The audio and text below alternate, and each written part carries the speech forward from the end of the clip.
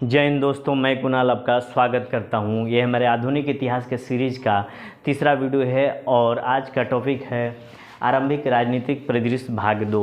भाग 1 में हम लोगों ने हैदराबाद और कर्नाटक का अध्ययन किया था। इसके साथ साथ केरल के संबंध में भी कुछ समझा था, पढ़ा था। इसके अलावा जाट शक्ति राजपूत राज्य रुहेलों के संबंध में कुछ अध्ययन किया था। आज हम लोग मराठा, मैसूर और सिख का अध्ययन करेंगे, जिसके लेक्चर की शुरुआत मराठा से हम लोग करते हैं।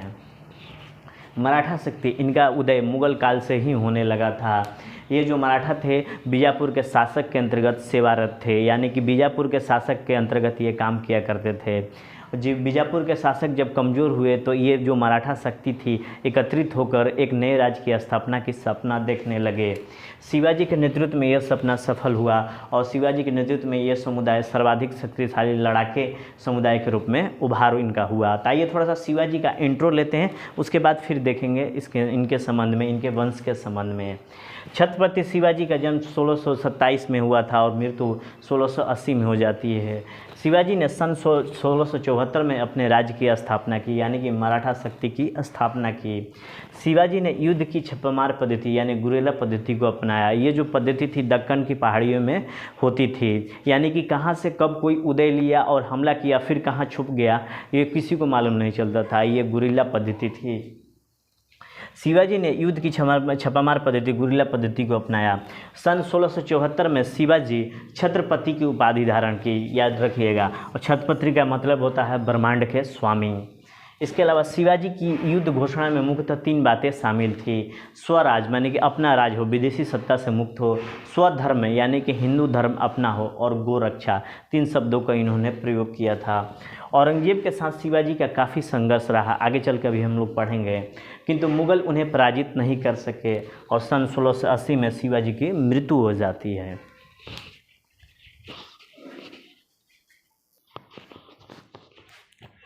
अभी हम लोग शिवाजी के परिचयात्मक जानकारी लिए थे। ये प्रीलिम्स के दृष्टि से थोड़े महत्वपूर्ण होते हैं, मेंस के दृष्टि से उतने महत्वपूर्ण नहीं होते हैं। अगर आपको इच्छा है तो आप एनसीईआरटी की किताबें या अन्य किताबें निकाल के पढ़ सकते हैं। अगर आपका ऑप्शनल है तो आपको ज़रूर पढ़ना चाहिए। बस ये प्रीलिम्स के दृष्टि से इतना ही इम्पोर्टेंट है, इसलिए मैं केवल शॉर्ट में बताते चल रहा हूँ क्या क्या घटनाएँ घटी थी।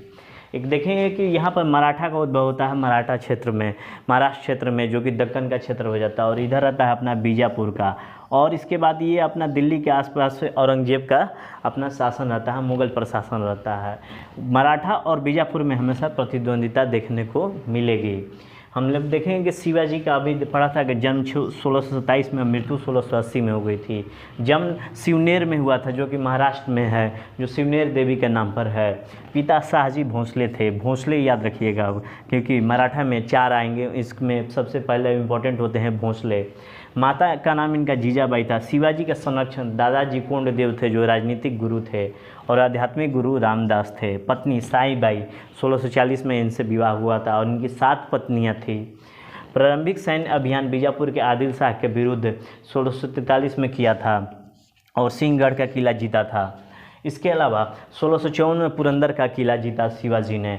अफजल खां बीजापुर का जो सरदार था, 1659 ईस्वी में इनको धोखे से मारना चाहता था, इसलिए शिवाजी से मिलने आया और मिलने के क्रम में उसने अपना खंजर निकालकर शिवाजी को मारना चाहा।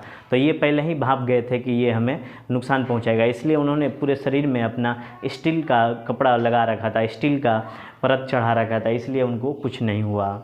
उसके बाद देखते हैं शाइस्ता खां, औरंगजेब का मामा जो था। इससे संघर्ष 1663 एडी में होता है, क्योंकि अंग्रेज चाह रहा था, ये औरंगजेब चाह रहा था कि दक्षिण में भी हमारा नियंत्रण हो, इसलिए शाइस्ता खां को भेजा था और बुद्धिजीविता का परिचय देते हुए शिवाजी ने इसको भी पराजित कर दिया। सूरत का प्रथम लूट 1664 एडी में हुआ था, जहाँ से शिवाजी को 1 करोड़ का धन प्राप्त हुआ था। ये जो एरिया था, जो अपना सूरत का था, ये मुग़ल प्रशासन के अंतर्गत आता था। यह बहुत ही धनाढ़ था, माने कि बहुत ही विकसित और बहुत ही पैसे वाला क्षेत्र था, जहाँ से शिवाजी ने 1 करोड़ रुपए का धन लूटा था। इस वजह से क्या हुआ कि मुग़लों को पचा नहीं। इस क्रम में क्या हुआ कि कछवाहा राजा जय सिंह और शिवाजी में युद्ध होता है औरंगजेब के निर्देश में। युद्ध के क्रम में पुरंदर की संधि होती है, याद करिएगा 22 जून 1665, इसको मस्ट है, आपको याद कर लीजिएगा 22 जून 1665 है पुरंदर की संधि। इसमें से क्या हुआ कि जो शिवाजी थे जो अपने 35 किले जीते थे उसमें से 23 किले को मुगलों को लौटा देना पड़ा और मनसबदारी के तौर पर संभाजी को मुगल दरबार में भेजा गया था।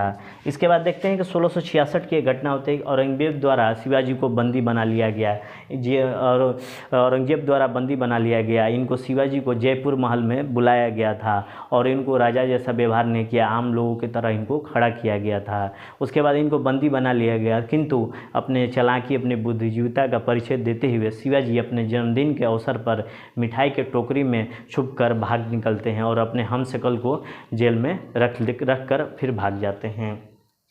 सूरत की दूसरी लूट होती है 1670 एडी में। इसके बाद हम लोग देखेंगे कि औरंगजेब जो होता है हिंदू विरोधी नीति अपनाता है, इसलिए शिवाजी हिंदूवादी साम्राज्य की स्थापना करना चाहते थे।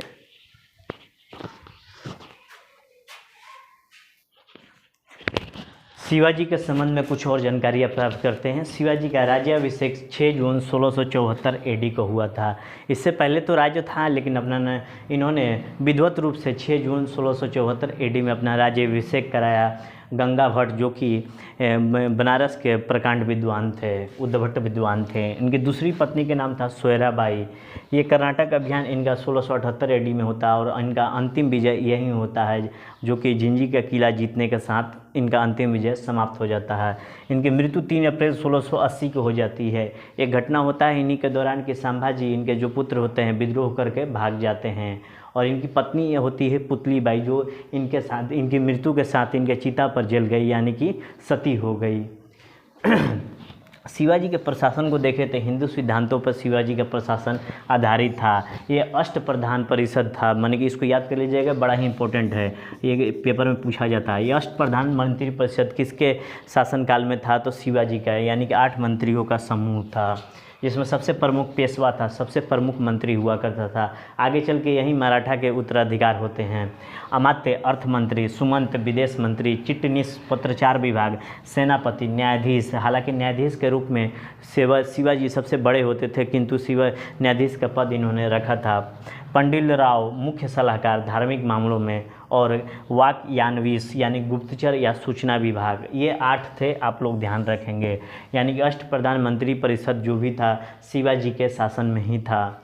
इसके अलावा इन्होंने अपने खर्च की पूर्ति के लिए चौथ और सरदेशमुखी लगाया। चौथ का मतलब होता है 1/4, यानी जिन क्षेत्रों पर शिवाजी का प्रत्यक्ष अधिकार नहीं था वो आसपास के क्षेत्रों पर वहाँ चौथ लगाते थे, यानी कि राजस्व का 25% मांग करते थे, क्योंकि ये कहते थे कि कानून और व्यवस्था को उन क्षेत्रों में खराब होने नहीं देंगे। कोई आक्रमण करेगा तो आक्रमण करने नहीं देंगे, हम रक्षा करेंगे, हम खुद आक्रमण आप पर नहीं करेंगे। सरदेशमुखी 1/10 होता है, यह 10% था। जिन क्षेत्रों में प्रत्यक्ष रूप से अधिकार था वहाँ पर रक्षा करने के लिए सरदेशमुखी का प्रयोग किया जाता था, यानी कि राजस्व का 10% अपने पास रखा करते थे। ये दोनों चौथ और सरदेशमुखी, इन्हीं के माध्यम से शिवाजी अपना खर्च निकालते थे।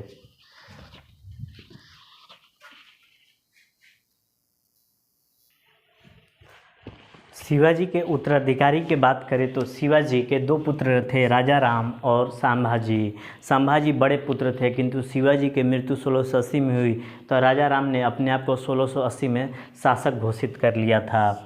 किंतु संभाजी बड़े पुत्र थे, पहली पत्नी के ये पुत्र थे। राजा राम को हटा कर ये 1680 में फिर से ये शासक बनते हैं और 89 तक शासन करते हैं। इनकी राजधानी रायगढ़ थी। इनके एक कवि कलश थे जो सबसे बड़े अधिकारी और विश्वास पात्र थे। इनके नेतृत्व में इन्होंने शासन करना शुरू किया, किंतु औरंगजेब का विद्रोही पुत्र, उसी दौरान औरंगजेब का विद्रोही पुत्र अकबर होता है। अकबर अपने पिता से बगावत करके मराठा क्षेत्र में आता है और इन्होंने कवि कलश और संभाजी ने इनको मराठा क्षेत्र में शरण दिया। इस वजह से औरंगजेब बहुत ज़्यादा गुस्सा में आया और औरंगजेब की सेना संभाजी को और कवि कलश को मौत के घाट उतार दिया। सॉरी, राजा राम, हाँ ठीक है संभाजी और कवि कलश को मौत के घाट उतार दिया। उसके बाद ये जो इनके संभाजी के एक पुत्र होते हैं साहू जी, जो 7 वर्ष के होते हैं, और उनकी पत्नी को औरंगजेब गिरफ्तार करके अपने मुग़ल दरबार में लाता है। ठीक है, ये रही कहानी संभाजी की। दूसरे ये होते हैं राजा राम। लेकिन तो अब जब ये संभाजी बड़े पुत्र होते हैं, शासन करते हैं, तो बहुत सारा आंतरिक कलह का सामना करना पड़ता है। दरबारियों का विद्रोह, पारिवारिक कलह, जिसमें सौतेले भाई ये राजा राम होते हैं, तो संभाजी को बहुत सारी दिक्कतों का सामना करना पड़ा था, इसलिए इन्होंने कवि कलश का सहारा लिया था। उसके बाद क्या हुआ कि 1689 एडी में संभाजी की मृत्यु हो जाती है, और संभाजी की मृत्यु औरंगजेब की सेना कर देते हैं। तो उसके बाद सत्ता प्राप्त कर लेते हैं राजा राम, और 1689 से 1700 एडी तक राजा राम शासन करते हैं। उसके बाद देखेंगे कि ये रायगढ़ से पलायन करके सतारा चले जाते हैं, क्योंकि औरंगजेब का हमला बार बार रायगढ़ पे होता था, इसलिए पलायन करके सतारा चले जाते हैं। उसके बाद राजा राम की मृत्यु हो जाती है। राजा राम की मृत्यु होने के बाद इनकी पत्नी ताराबाई रहती है। ठीक है, और ये राजा राम रहते हैं, इनके पुत्र शिवाजी द्वितीय रहते हैं, समीक्षिका के रूप में ये शासन करते रहती है। किंतु इसी दौरान 1707 एडी में औरंगजेब की मृत्यु हो जाती है, और साहू जी आज़ाद हो जाते हैं, जो संभाजी के पुत्र थे। साहू जी आज़ाद हो जाते हैं। उसके बाद एक खेड़ा में युद्ध होता है ताराबाई और साहू जी में, और वास्तविक सत्ता साहू जी के हाथ में आ जाती है, और 1707 से लेकर 1749 के बीच में साहू जी राजा छत्रपति बनते हैं। इसी क्रम में पेशवा का एक पद में प्रचलित होता है, बहुत ज़्यादा विकसित होता है। आइए उसके संबंध में कुछ अध्ययन करते हैं। उसके बाद देखते हैं कि जो साहू जी होते हैं वो सतारा से शासन करते हैं, और कोल्हापुर से शिवाजी द्वितीय शासन करते हैं। इसके बाद देखेंगे कि एक पद का विकास हुआ था पेशवा। बालाजी विश्वनाथ प्रथम प्रमुख पेशवा होते हैं। इनके बाद से पेशवा का जो पद था वंशानुगत हो गया, और पेशवा जैसे जैसे उभर रहे थे, छत्रपति यानी कि राजा का शक्ति कमज़ोर होते चला जा रहा था। एक संगोल की संधि हुई थी 1750 एडी में, वहाँ से ये जो पेशवा थे वास्तविक शासक माने जाते हैं। पेशवा के अंतर्गत देखेंगे पहले अपने बालाजी विश्वनाथ होते हैं, जो 1713 से लेकर 20 तक का शासन ये रहते हैं। मराठा साम्राज्य का द्वितीय संस्थापक इनको माना जाता है। 1713 एडी में पेशवा का पद सृजित हुआ था। इस क्रम में देखेंगे 1789 एडी में फर्रुखसियर को इन्होंने पराजित किया था, और एक संधि की थी 1719 में। मराठों का मैग्ना कार्टा इन्हें कहा जाता है। रफ़ी उद दर्जात उस समय मुग़ल बादशाह के तौर पे थे। साहू जी को छत्रपति घोषित किया गया था 1719 में। उसके बाद बाजीराव प्रथम को देखते हैं 1720 से 1740, यानी कि 1720 में बालाजी विश्वनाथ की मृत्यु हो जाती है, तो इनके पुत्र बाजीराव प्रथम आते हैं। आप लोगों ने बाजीराव मस्तानी मूवी देखे थे, वहीं बाजीराव प्रथम है। इनका समय काल 1720 से 1740 एडी का रहता है। साहू जी के नेतृत्व में मराठा साम्राज्य का विस्तार हुआ था। ये जो साहू जी को छत्रपति 1719 में घोषित किया था, निजाम हैदराबाद का, गुजरात मालवा, ये जो सारे क्षेत्र थे, पुर्तगालियों से इनका संघर्ष हुआ और मराठा क्षेत्र का विस्तार हुआ। उसके बाद बुंदेलखंड के सहयोग के लिए छत्रसाल, जो वहाँ के हिंदू राजा होते हैं, छत्रसाल के सहयोग के लिए बाजीराव प्रथम वहीं पर इनके सहयोग के लिए जाते हैं, और 1740 में इनकी मृत्यु हो जाती है। लेकिन उससे पहले आपने देखा होगा कि मूवी में कि मस्तानी से इनकी मुलाकात होती है। इसके बाद बाजीराव प्रथम के अगले पुत्र होते हैं बालाजी बाजीराव, इनके पुत्र होते हैं। इनको सत्ता मिलती है 1740 में, और 61 तक ये रहते हैं, और इनका वास्तविक नाम नाना साहब था, और इन्हीं के शासनकाल में मराठा का सबसे ज़्यादा साम्राज्य विस्तार हुआ था। अफ़गान, सिख और निजाम तक का विस्तार आप लोग देखेंगे। उसके बाद एक अलीवर्दी खां होते हैं जो बंगाल में पाए जाते हैं, यहाँ तक के ये चौथ वसूल करते थे, ये अपने बालाजी बाजीराव। और एक घटना होती है पानीपत के तृतीय युद्ध 1761 में, जहाँ पर अहमद शाह अब्दाली ने मराठों को बुरी तरह से पराजित किया। बहुत लोग मारे गए थे, और यहाँ से मराठा शक्ति का डिक्लाइन शुरू हो जाता है। ठीक है, और एक क्वेश्चन और आता है कि जो बाजीराव प्रथम होते हैं ये बहुत ही महत्वाकांक्षी और चालाक राजनीतिक होते हैं, और गुरिल्ला पद्धति को, शिवाजी की जो गुरिल्ला पद्धति थी, इन्होंने ही जीवित किया था।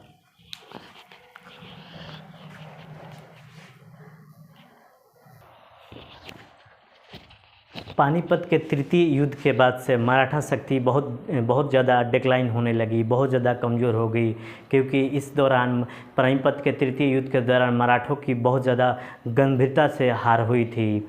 मराठे बहुत ज़्यादा मारे गए थे, इनके सैनिक बहुत ज़्यादा मारे गए थे, इनकी राजनीतिक प्रतिष्ठा को बहुत ज़्यादा चोट पहुँची थी। इसके बाद मराठों के डिक्लाइन के बाद जब अंग्रेज़ों ने अधिकार कर लिया तो अंग्रेज़ों का बंगाल पर अधिकार करना आसान हो गया और भी बेहतर ढंग से।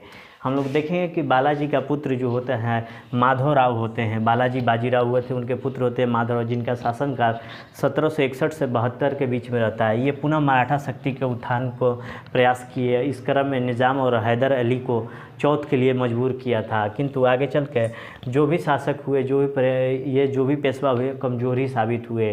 1772 में मुगल बादशाह शाह आलम द्वितीय अंग्रेज़ों का संरक्षण छोड़कर मराठों के संरक्षण में आ गया था, धीरे धीरे शक्ति बढ़ने के कारण, किंतु बाद में कमज़ोर पेशवा हो गए और अंतिम पेशवा का नाम जाने तो बाजीराव द्वितीय था, याद कर लीजिएगा। और 1818 में मराठा समाप्त हो जाते हैं और अंग्रेज़ मराठा के जो क्षेत्र थे अपने अंदर अधिग्रहित कर लेते हैं। तो थोड़ा सा देखते हैं कि 3 युद्ध होते हैं और कौन कौन सी संधियाँ होती है। ये चार्ट बड़ा इंपॉर्टेंट है प्रीलिम्स के दृष्टि से। प्रथम आंग्ल मराठा युद्ध 1775 से 82 के बीच में होता है। इसमें सूरत की संधि 75 में, पुरंदर की संधि 76 में, सालबाई की संधि 82 में होती है। द्वितीय आंग्ल मराठा युद्ध 1803 से 5 के बीच होता है, जिसमें बसीन की संधि होती है 1802 में, और यहाँ से अंग्रेज़ों की अधीनता मराठा स्वीकार कर लेते हैं, और देवगांव की संधि होती है 1803 में। उसके बाद तृतीय आंग्ल मराठा युद्ध 17 से 18 के बीच में होती है, और यहाँ पर नागपुर की संधि 16 में, ग्वालियर की संधि 17 में, पूना की संधि 17 में तथा मंदसौर की संधि 1818 में होती है।